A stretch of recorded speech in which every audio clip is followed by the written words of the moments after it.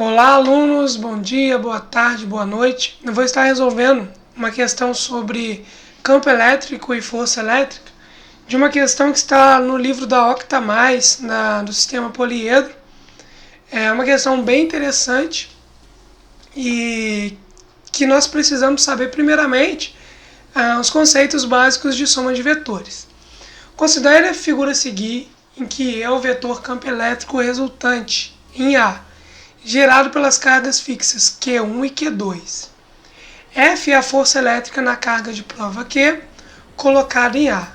Dadas as alternativas a seguir, assinale a correta. Aí você olha as alternativas a seguir e dá vontade de desistir, né?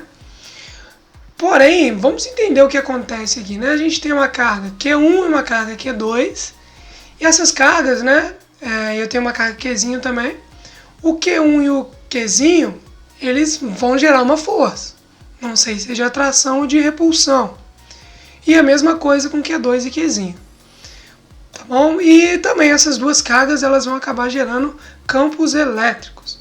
Tanto o Q1 vai exercer um campo elétrico aqui no ponto A, e o Q2 vai também exercer um outro campo elétrico aqui no ponto A. Importante destacar que esse campo elétrico, ele não depende da carga Qzinho, né? O campo elétrico, ele depende somente da carga mãe, não depende da carga de prova, né? Para que ele aconteça no ponto. Então, a gente precisa relembrar um conceito aqui de soma de vetores. Dei aquele busca no Google e peguei essa imagem. Ela pode ser encontrada aqui nesse link. Essa imagem aqui ela mostra a soma de um vetor A com o vetor B. E quando somos dois vetores, o vetor resultante fica bem no meiozinho aqui. Para que fosse um meio certinho, eu teria que ter esse ângulo aqui com o valor de θ também. Se esse ângulo fosse θ dos dois lados, aqui eu teria certinho no meio o nosso vetor soma. Com isso, já podemos começar a esboçar uma ideia inicial aqui. Que ideia inicial seria essa? Para que esse vetor F, né, a gente sabe que ele é a soma de duas forças.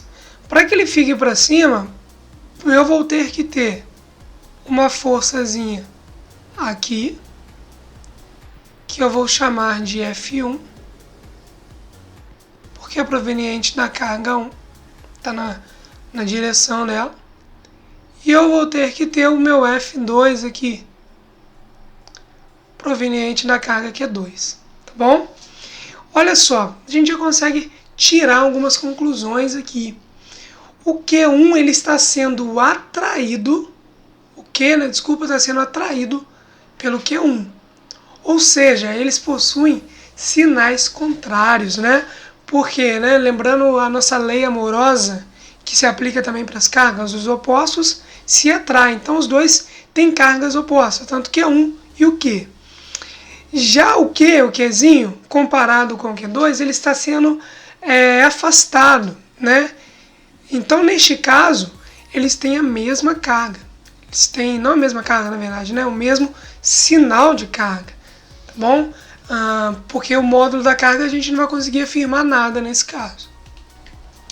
Com isso, vamos conseguir então escrever em relação aos sinais, tá? A gente pode falar que nos sinais, que o sinal de Q1, ele no caso ele é um sinal diferente de Qzinho, e o sinal de Q2 é um sinal igual a Qzinho. Bom, não os valores deles a gente não consegue ter essa certeza, mas a gente sabe dos sinais, tá bom? Então aí, a partir daí a gente já começa a esboçar algum caminho para que a gente possa ver essas alternativas. Para continuarmos na resolução da questão, a gente tem que saber também o conceito sobre linhas de campo, né? Campo elétrico. Nós temos as seguintes configurações. Uma carga positiva, ela faz com que as linhas de campo dela, né, do campo elétrico, elas saiam dela. Já uma carga negativa, ela tem as linhas de campo entrando sobre ela. Então, usando esse conceito, a gente vai conseguir esboçar alguma coisa sobre o campo elétrico lá na nossa questão. Retomando aqui, né? Então, para que esse campo elétrico E esteja para baixo, nós teremos que ter um pequeno campo elétrico nesse sentido e um outro pequeno campo elétrico nesse sentido, né? Aqui eu vou chamar de E2 e aqui eu vou chamar de E1. Sinto que não ficou muito bom, mas acho que dá para entender. É verdade. Então, quando eu somo esses dois E1 e E2, acaba dando esse E aqui para baixo. Esse E1, né, ele está aqui na direção do Q1, então por isso eu chamei ele de E1. E nós vemos que ele está saindo, ó. Ele, não, no sentido de Q1, se eu fizesse uma linha aqui, ele vai ser uma seta saindo.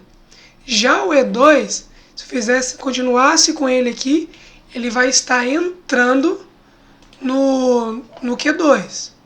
Então, voltando aqui, a gente vê que no mais sai e no menos entra, tá bom? Logo com isso, eu posso então afirmar que, como no mais sai, que a nossa carga Q1 ela é positiva, tá bom? Então eu vou anotar aqui, né? Na verdade, então a gente tem um mais Q1. E como o E2 ele entra no Q2, a gente vai ter uma carga negativa em Q2. Porém, eu sei que a carga Q2 ela vai ter o mesmo sinal de Qzinho. Isso a gente viu pela força. Então, neste caso, como o Q2 ele é negativo, o Qzinho também é negativo, né? Só uma maneira de a gente ver se a gente está certo. O Q1, né, ele é diferente do Qzinho, ó.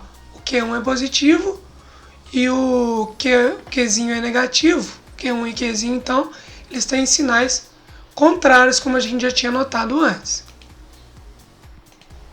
Então, olhando as alternativas aqui, né, lembrando que positivo é maior do que zero, negativo é menor do que zero. Óbvio. Q1 ele é maior do que zero, então poderia ser a letra B, a letra C, a letra D. A gente elimina a A e a E. O Q2 ele é menor do que zero, então a gente já elimina a letra A, né? Aqui pode ser, não pode ser a letra D também. E também o Qzinho, né?